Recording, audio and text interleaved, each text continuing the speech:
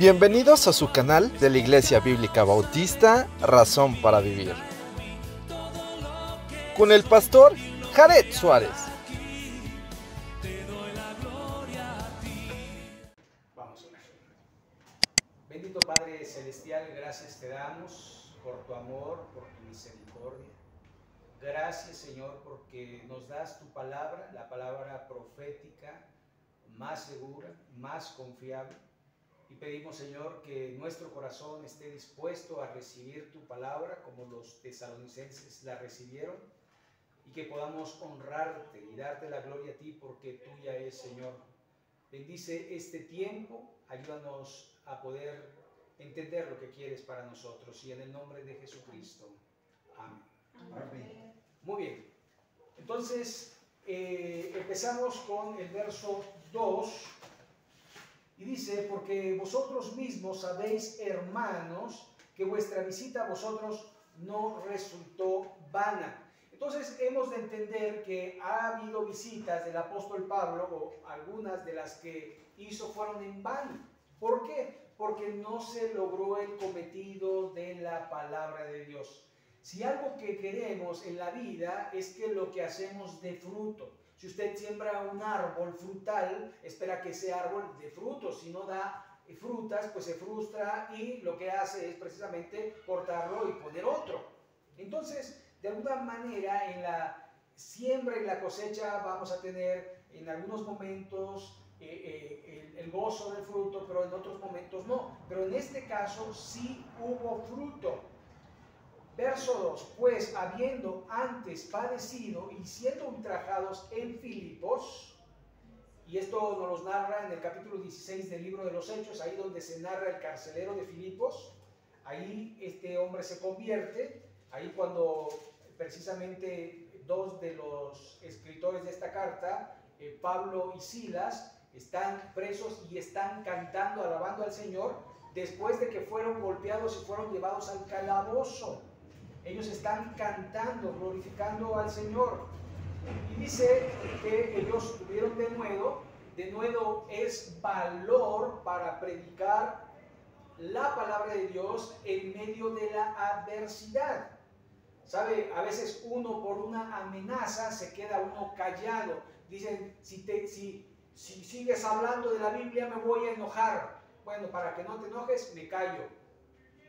Pablo no se callaba, Pablo seguía dando la palabra de Dios y no importaban las consecuencias. Él seguía predicando la palabra de Dios, y esto le trajo fruto, aunque también de alguna manera le trajo problemas, circunstancias complicadas, y algo que nosotros queremos evitar es problemas. De hecho, una de las cosas que aconsejamos muchas veces a nuestros hijos es: evita problemas, no te metas en problemas. Sin embargo, predicar la palabra de Dios por alguna razón nos trae problemas. Pero en este caso son problemas que Dios permite y que de alguna manera Él nos va a dar la salida.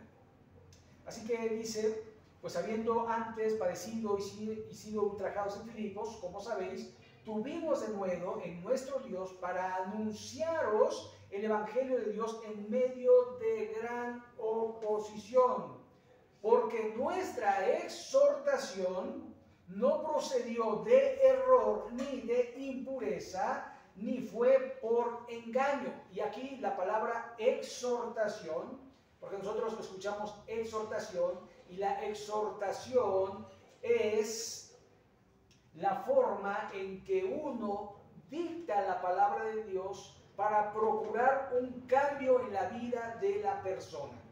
No es mi consejo, no es lo que yo quisiera, sino que la Biblia dice de esta manera, y eso se llama exhortación.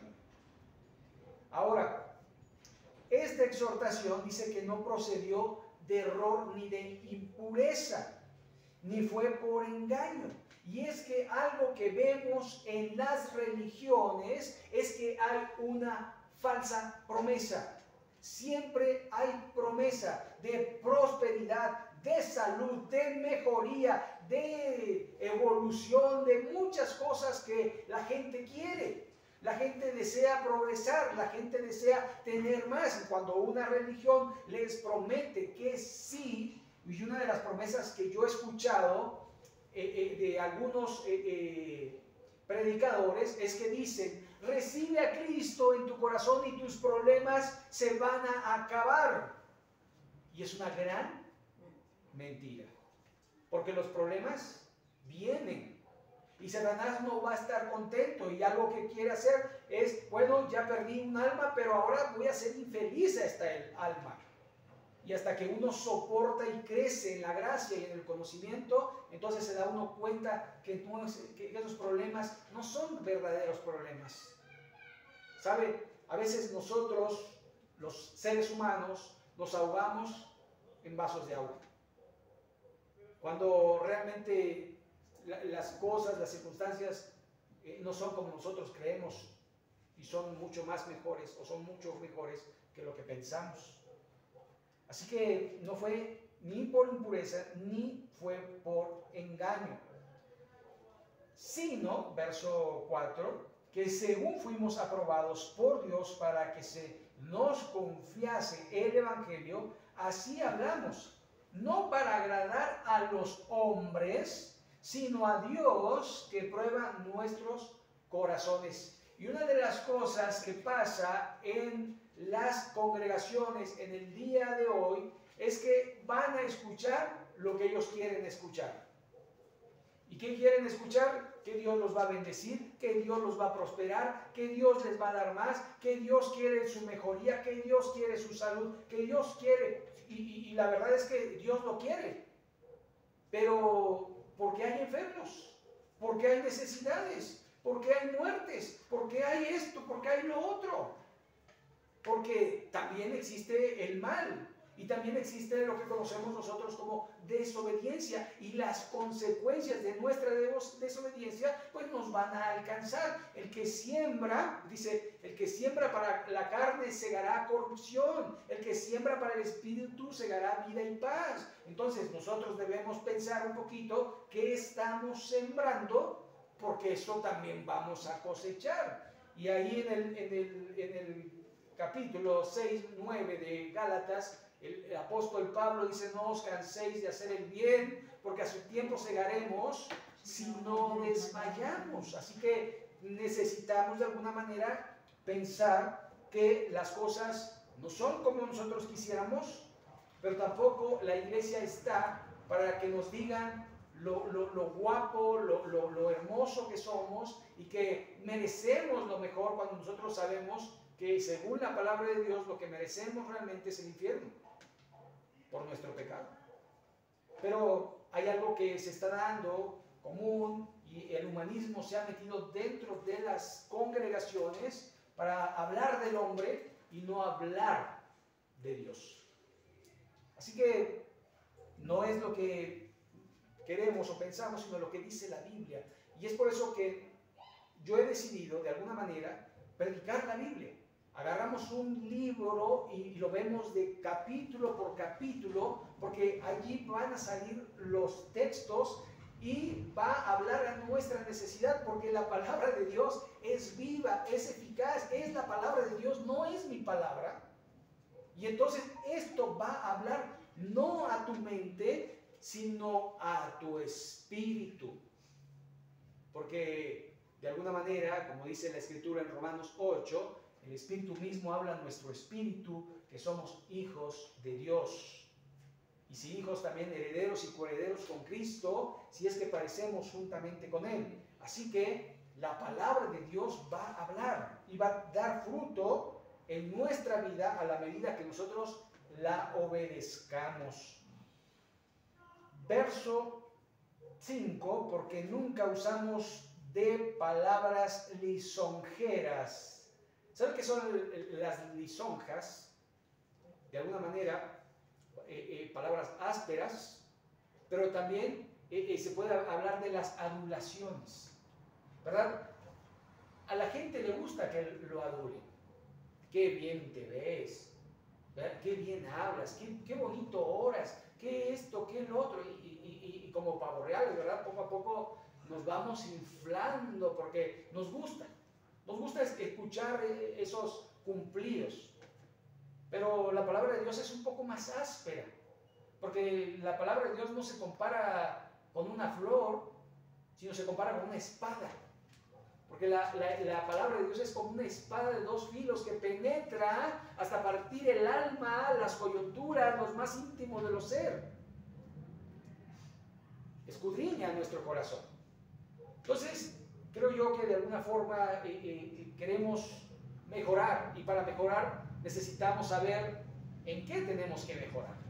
Y la palabra de Dios se va a encargar de ello, porque la palabra de Dios redarguye, la palabra de Dios exhorta, la palabra de Dios enseña, la palabra de Dios insta, la palabra de Dios de alguna manera nos habla para que podamos crecer en la gracia y en el conocimiento de nuestro Dios.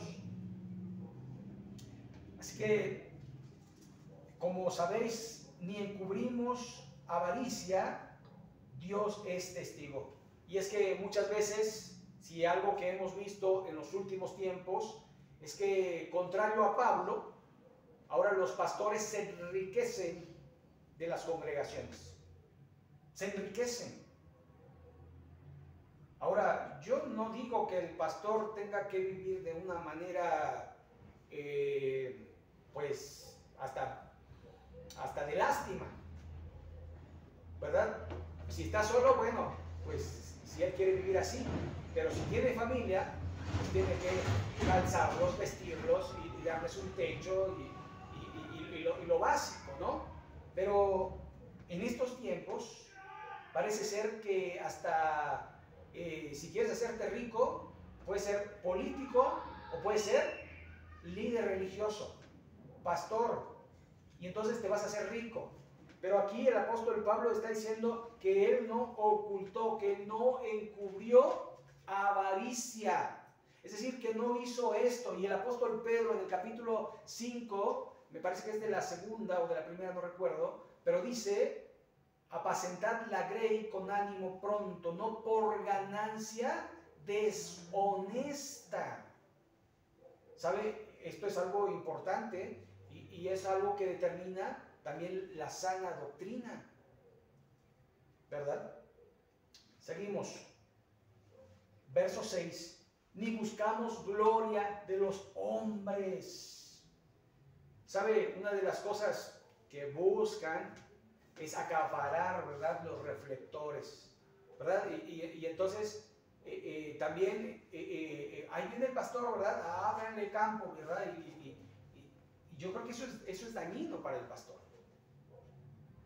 Al pastor, pues si le gustó la predicación y le quiere decir gracias a Dios por su predicación, pero no lo adule, lo echa a perder, lo echa a perder.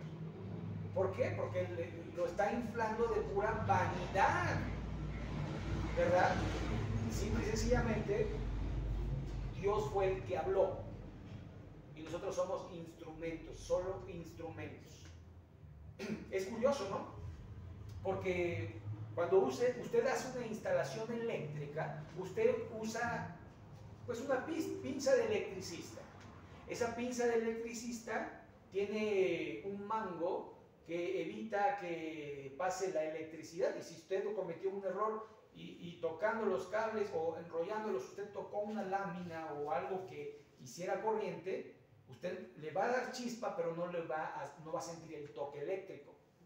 Ahora, cuando usted termina la instalación y todo, usted no le agradece a la herramienta, ¿verdad? ¿O sí? Usted dice: gracias, pincita, eres lo máximo, sin ti yo no viviría, ¿verdad que no? Usted agarra la pinza y ¿qué hace? La guarda en la caja de herramientas. Bueno, así somos los siervos de Dios. Porque el que debe llevar la gloria es Dios, siempre Dios. Gracias a Dios. Y eso es lo que dice la Escritura. Y eso es lo que debemos nosotros obedecer.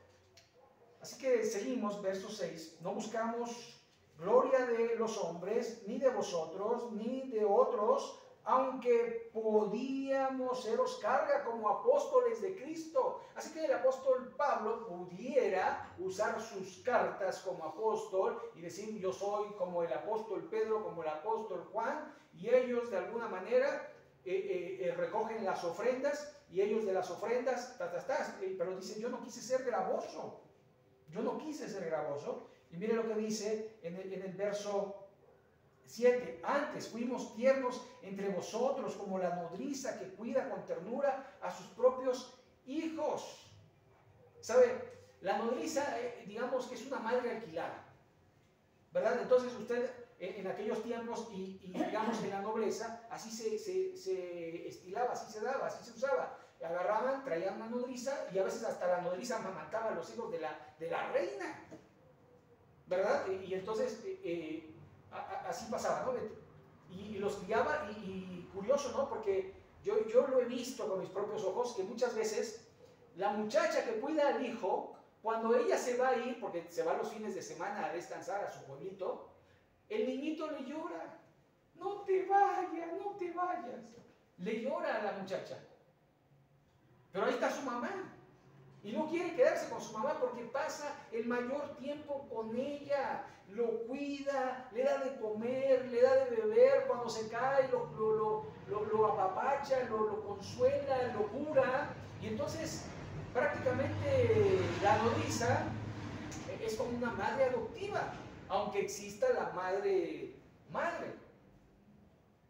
Así Pablo dice, se compara como esa nodriza que quiere a sus hijos como si fueran de él, como sus propios hijos. Porque así se encariñan también, las nodrizas se encariñan de los niños, ¿verdad? Y hasta algunos dicen, es mi segunda mamá. Verso 8, tan grande es nuestro afecto por vosotros que hubiéramos querido entregaros no solamente el Evangelio de Dios, sino también nuestras propias vidas, porque habéis llegado a sernos muy queridos. El apóstol Pablo amaba a los tesalonicenses, no solo hubiera querido el Evangelio, sino también su propia vida. Porque os acordáis, hermanos, de vuestro trabajo y fatiga, cómo trabajamos de noche y de día para no ser gravosos a ninguno de vosotros. Os predicamos el Evangelio de Dios. El apóstol Pablo, si acuerdan, era hacedor de tiendas. Entonces el apóstol Pablo hacía tiendas en las noches y en el día les predicaba el Evangelio. Así que tenía un trabajo arduo, tenía un trabajo bastante lastimoso, porque se iba desgastando por el Evangelio. Claro, no había necesidad, pero al final el apóstol así lo decidió. Verso 10. Vosotros sois testigos, y Dios también, de cuán santa, justa, irreprensiblemente nos comportamos con vosotros los creyentes. Y esta debe ser nuestra meta, ser santos delante de Dios. Y es complicado. Ser irreprensible es complicado. Ser justo es complicado, pero debemos trabajar por ello. Debemos buscar la perfección en Cristo. Ahora, esto quiere decir que yo me voy a exigir a mí mismo. Porque muchas veces, como yo me abstengo de hacer cosas, quiero que nadie las haga. Pero yo quiero ser santo, yo quiero ser justo, yo quiero ser irreprensible. Y yo voy a trabajar por ello. Y no me voy a enojar si los otros no son justos, no son santos, no son irreprensibles. Voy a orar por ellos. Pero yo quiero. Y eso es lo que debemos de hacer, porque es trabajar en nuestra propia vida, en nuestro ojo. Y no estar viendo, yo que me esfuerzo, ¿verdad?, a no beber ninguna copa, y este hermano, mírenlo. No, mi Dios, mi juez, Él sabe. Yo tengo que cuidar mi propia vida. Claro, sí, debo exhortar al hermano, pero no debo enojarme, porque Dios ha tenido paciencia de mí. También la tiene de los hermanos.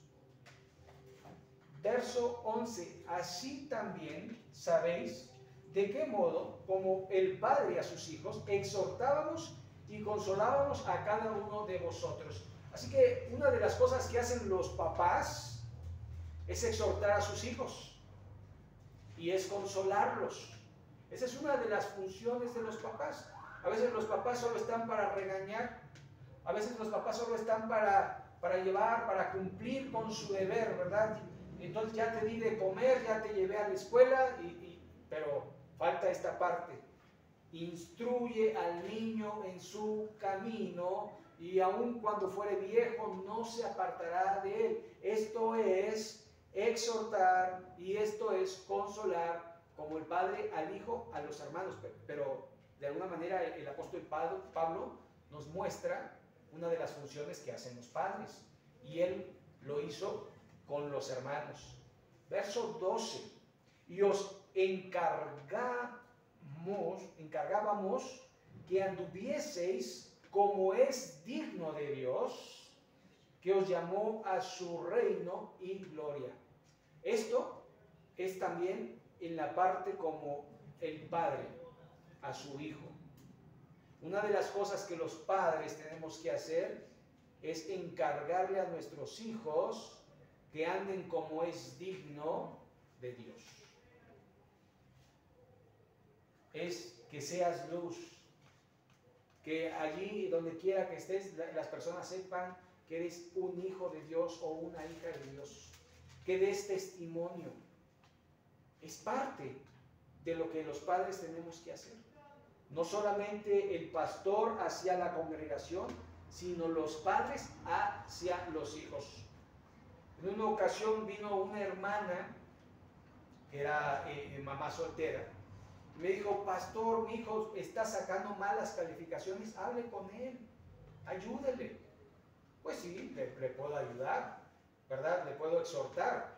Pero quien vive con el niño es su mamá. Entonces su mamá tiene que encargarse de disciplinarle, de vigilarle, y si no puede, porque a algunos nos cuesta trabajo, pues entonces que nos ayuden o les ayuden. ¿Cierto o no? A veces nos cuesta trabajo. Y hay mamás que dicen: no, yo ya estudié, yo no quiero nada con la escuela, a ver cómo le haces. No, nosotros como padres, venga mi hijo, le voy a explicar cómo se hace. Y si no lo sabemos ahora con tanta herramienta que hay en el internet, ven, vamos a buscar en el internet y vamos a ver cómo se hace. Y ahí en YouTube hay unos tutoriales que enseñan trigonometría y trigonometría avanzada, que es lo que necesitas, pues vamos a verlo. O simplemente álgebra de primer grado. Hay muchas herramientas, pero los padres a veces tenemos que estar con los hijos para que los hijos de alguna manera se encaminen a ello y puedan estar ahí. Pero si los dejamos, como dicen, a la buena de Dios, hay que la escuela te críe, hay que la escuela te eduque, hay que la escuela, y yo mientras, de verdad, me voy al cafecito, me la paso muy rico, muy sabroso, y mis hijos. O con la muchacha, ¿verdad? Que les digo, quieren más a la muchacha que a la mamá. Qué tristeza, ¿verdad? Al final, de alguna manera, uno tiene que ver la responsabilidad que nos corresponde y poderla aplicar. Otra vez lo digo, no ver la paja del ojo ajeno, sino ver yo, mi vida, yo. De eso está hablando, de que yo tengo que arreglar las cosas que necesito arreglar en mi vida. Así que dice el verso 13, por lo cual también nosotros sin cesar damos gracias a Dios sin cesar, es decir, siempre hay que darle gracias a Dios. Tenemos muchos motivos para darle gracias a Dios. Gracias a Dios porque nos dio un nuevo amanecer. Gracias a Dios porque podemos respirar. Gracias a Dios porque tenemos salud. Y si estamos enfermos, pues porque estamos vivos. Y porque si tenemos un par de zapatos, y si tenemos un par de camisas, y si tenemos un par de pantalones, gracias Señor. Gracias Señor porque tenemos un medio de transporte, el que sea el bus, sea el Uber, sea lo que sea, me puedo transportar. Lo que tengo, gracias Señor. Y esto de alguna manera tiene que ser un corazón agradecido, por lo cual nosotros sin cesar damos gracias a Dios de que cuando recibisteis la palabra de Dios, que oísteis de nosotros, la recibisteis no como palabra de hombre, sino según en verdad la palabra de Dios, la cual actúa en vosotros los creyentes. Y hace ratito nos decía la hermana Chivis, ¿no?, acerca de que una de sus empleadas oyó la palabra de Dios y ella se gozaba, se regocijaba de que otras personas estén escuchando la palabra de Dios. Y eso es algo que nosotros tenemos que hacer, llevarle la palabra de Dios a otras personas Y cuando ellos acepten la palabra de Dios, pues gozarnos y darle gracias a Dios por ello. Verso 14.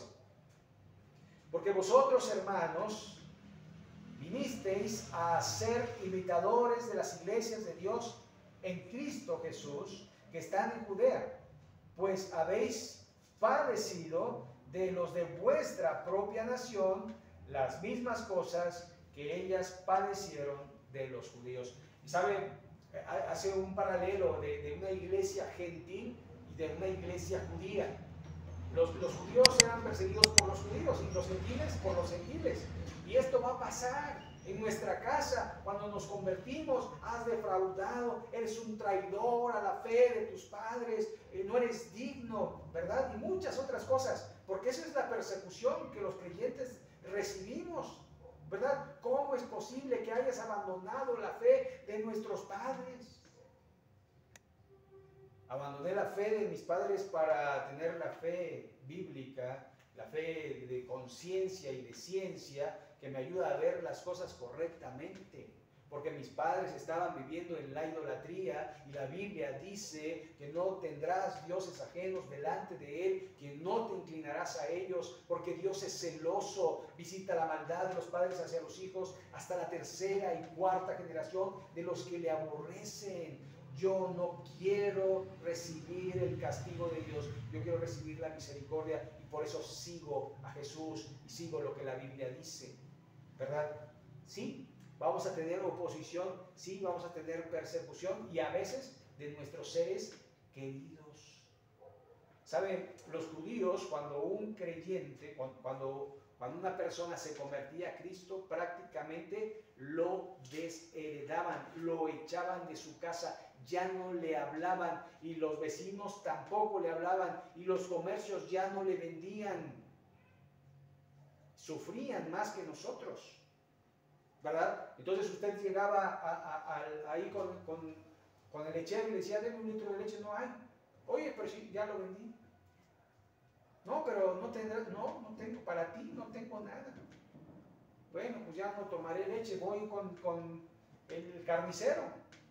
Deme un kilo de carne. No hay. Oye, pero si ahí veo que están colgados los trozos de carne, sí. Pero para ti no hay. ¿Cómo se sentiría? ¿Sabe que en la gran tribulación, cuando usted vaya al supermercado, bueno, usted no, porque usted va a estar con Cristo, va a estar allá en el cielo, pero cuando la gente vaya al supermercado, a cualquiera, le van a pedir su sello de la bestia. Si no, no le van a vender. Si no, no le van a comprar. Le van a decir, a ver, usted está dado de alta con la bestia, a ver, enséñeme su chip. Enséñame va a estar o en la frente o en la mano derecha. Enséñemelo. No, pues que no lo tengo porque yo creo en Dios. Yo creo que Jesús todavía me puede salvar. Ah, pues sí, está bien. Pero usted no puede entrar a la tienda. Usted no puede comprar. Usted no puede vender. Qué difícil prueba. Porque entonces aquí el estomaguito que no perdona, ¿verdad? Y empiezan a gruñir las tripitas y te empieza a pedir comida, pero no importa porque tú puedes aguantar un poquito porque si tienes hijos chicos y están llorando ahí, ¿verdad? El niño de 3 años y está llorando de hambre y tú sabes que está llorando porque no tiene comida y no puedes vender y no puedes comprar. ¡Qué gran prueba! Y entonces si te sellas no serás salvo. Pero lo hice para darle de comer a mis hijos. No será salvo. El que persevera hasta el fin no será salvo. El que no persevera hasta el fin no será salvo. Nosotros tenemos y estamos en la dispensación de la gracia.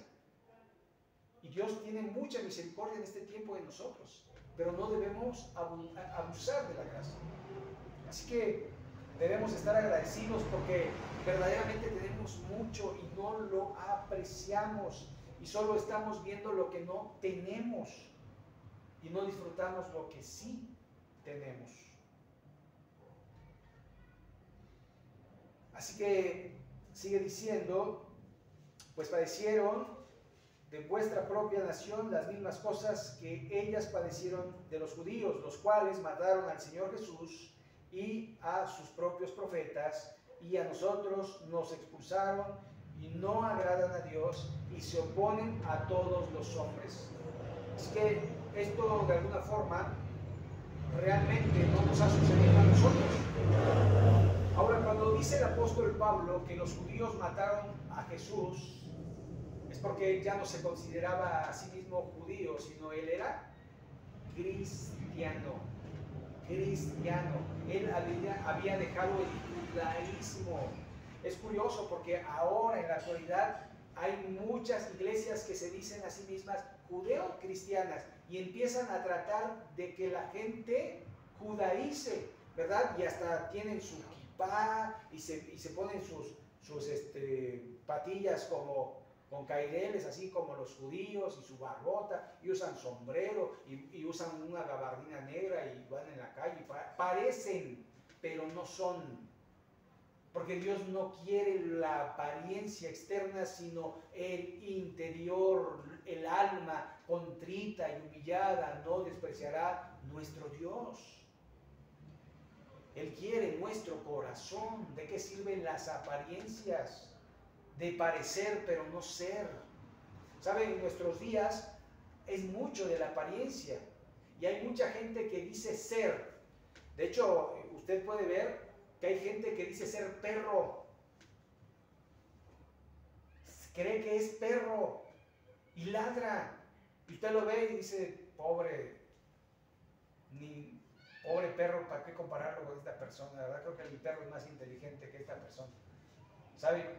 Definitivamente hay gente que cree en muchas cosas, pero hay que ver lo que es verdad, porque lo que yo creo tiene que pasarse por el filtro de la palabra de Dios para poder saber si es verdad o es mentira. Es como los billetes.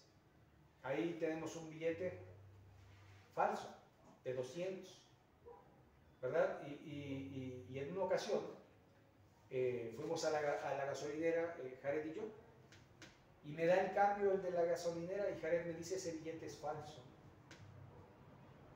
Y yo le dije, a ver, y lo vi y sí, era falso. Y le dije, hey, señorita, mire, me dio un billete falso. Y ya, ay, perdón, y ya me lo cambió por uno verdadero. Y yo le pregunté a Jared, ¿cómo te diste cuenta tan rápido? Pues es que tenemos uno y ya más o menos sé las características de lo falso. Ah, muy bien. Y nosotros debemos darnos cuenta que la característica de lo falso es que no está aquí. No está aquí. Pero puede disfrazarse de semi-verdadero. Y lo semi-verdadero es falso. Es como las medias verdades. No existen. Porque las medias verdades inmediatamente se convierten en mentiras. Así que, de alguna forma, la Biblia lo dice, o eres frío o eres caliente, pero no puede ser punto intermedio. Así que, de alguna manera, es definición total de servir y de servir a Cristo. No quiere apariencias. Verso 16. Impidiéndonos hablar a los gentiles para que estos se salven, así colman ellos siempre la medida de sus pecados, pues vino sobre ellos la ira hasta el extremo. Así que ellos no quisieron escuchar. Y acabo de decir que mataron al Señor Jesucristo y mataron a los profetas y a ellos les impiden hablarle de Jesús. Así que ellos no quisieron creer, pero tampoco quieren que otros crean en Jesús. Y esa es la oposición que pudiera haber en estos tiempos. Que muchas veces la gente no solo no quiere creer, sino que impide que se predique la palabra de nuestro Dios. No quiere que se lleve el mensaje del Evangelio. Verso 17, pero nosotros, hermanos, separados de vosotros por un poco de tiempo, de vista, pero no de corazón, tanto más procuramos con mucho deseo ver vuestro rostro. Recuerden que esta es una carta. En aquellos tiempos las cartas tardaban, Como si usted se acuerda antes del internet, ¿verdad? Antes del internet usted enviaba una carta. Yo me acuerdo de la Ciudad de México mandaba una carta a Tabasco y tardaba un mes en llegar, ¿verdad? Y eso que ya teníamos transportes. Ahora en aquellos tiempos que solo tenían barco de vapor, barco de remo, creo que de remo, ni siquiera de vapor. Con Pablo no había de vapor, me adelanté mucho, eso ya es en 1900. Era de esclavos, ¿verdad? Los esclavos ahí remaban el barco y que llegaran a Creta les tardaba, y que llegaran a otro puerto les tardaba, iban porteando. ¿Por qué iban de puerto en puerto?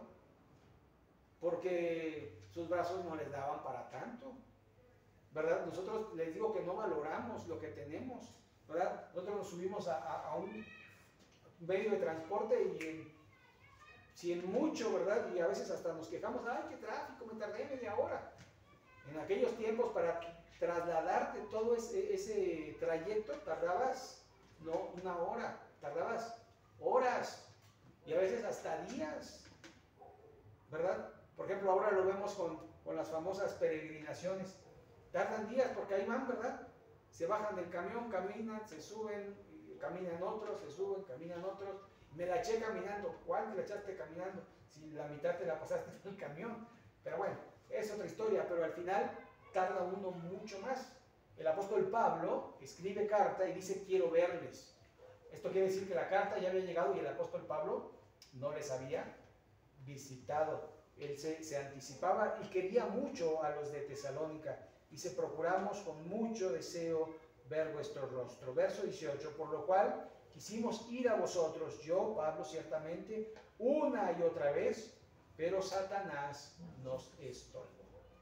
Así que aquí surge el personaje maligno que de alguna manera quiere impedir que la palabra de Dios sea predicada, que la gente crezca en la gracia y en el conocimiento del Señor. Satanás es el que quiere impedirnos a nosotros que crezcamos. Así estás bien, ¿para qué te metes más? No seas tan religioso, no seas tan extremo, te estás volviendo extremista. No, en la Biblia entre más crezcas, y me refiero tú, y esto es en tu carácter, porque a veces puede ser que quieres hablarle hasta las piedras, pero tú no cambias. ¿De qué sirve? ¿De qué sirve? Ay, yo le predico y aquí y allá, y descuidas tu casa y descuidas tus hijos y estás predicando, yendo aquí y allá. ¿De qué sirve? Eso es hasta, de alguna manera, ir en contra de la palabra de Dios. Porque el buen juez por su casa empieza. Así que de alguna manera está hablando de tu crecimiento espiritual, de nuestro crecimiento espiritual. Satanás nos estorba y nos pone activismo, pero recuerde que la actividad espiritual empieza dentro de nuestro ser. ¿Dónde está el Espíritu Santo? En nuestro corazón. Él habita en nuestro corazón. ¿Dónde quiere trabajar el Espíritu Santo? En nuestro corazón. ¿Y nosotros dónde queremos trabajar? En lo exterior, ¿verdad? Queremos, es más, yo creo que dedicamos más tiempo en las cosas exteriores, en la cocina, en nuestro arreglo, en la sala, comedor, ay, que se vea bonito. ¿Y nuestro interior? Ese no importa, ese puede esperar. Hay un terremoto adentro de nosotros, hay ahí tsunamis, hay allí todo el desastre y no nos importa. Imagínense. Debemos de alguna manera empezar dentro nuestro. Señor, ayúdame. Necesito acá, necesito acá. ¿Sabe? Tenemos que trabajar una y otra vez en nuestra vida. Satanás quiere estorbarnos. Verso 19. Por lo cual es nuestra esperanza. Pregunta. Porque ¿cuál es nuestra esperanza? O gozo, o corona, de que me gloríe. ¿No sois vosotros delante de nuestro Señor Jesucristo en su venida? ¿Sabe? El apóstol Pablo está feliz, está dichoso, porque esas personas van a estar en la venida del Señor, en el rapto de la iglesia. Ahí van a estar. ¿Sabe? Qué tristeza que no van a estar aquellas personas que pudieran estar y porque nosotros no les hablamos. Y necesitamos de alguna forma hablarles. Una y otra vez. ¿Se van a enojar? Sí, como nosotros nos enojamos cuando nos hablaban. ¿O ya no se acuerdan? A nosotros no nos gustaba que nos hablaran de Cristo. A nosotros no nos gustaba la música cristiana. A nosotros no nos gustaba el cristianismo, ni Cristo. Hasta que Cristo vino y cambió nuestro corazón de piedra en un corazón de carne. Así que no os canséis de hacer el bien, porque a su tiempo llegaremos y no desmayamos. Verso 20. Vosotros sois vuestra gloria y gozo. Es decir, que la gente se salve debe ser nuestra gloria y nuestro gozo. Y esto es algo sumamente importante, porque nosotros cuando pensamos en nuestra gloria y en nuestro gozo, pensamos en qué vamos a recibir. ¿Qué vamos a recibir? Mucha gente dice, ¿cómo va a ser nuestra mansión en el cielo? ¿Cómo va a ser nuestros regalos, nuestras coronas? Eso no importa. Eso no importa. Porque al final no hacemos las cosas ni por coronas, ni por dones. Lo hacemos por amor a nuestro Cristo. Eso es lo que nos debe mover, eso es lo que nos debe motivar. No las bendiciones, no la abundancia, sino que estamos honrando y glorificando a Dios. Busca primeramente el reino de Dios y todas las cosas que vendrán por añadidura. Así que de alguna manera nosotros tenemos que entender esto. No lo hacemos ni para recibir la gloria, ni para recibir adulación, ni siquiera para recibir las gracias, porque el que merece la gloria y la honra, porque suya es Dios. Y debemos a glorificar a Dios en nuestras vidas. Así que aquí vamos a dejarle en este pasaje, si Dios lo permite.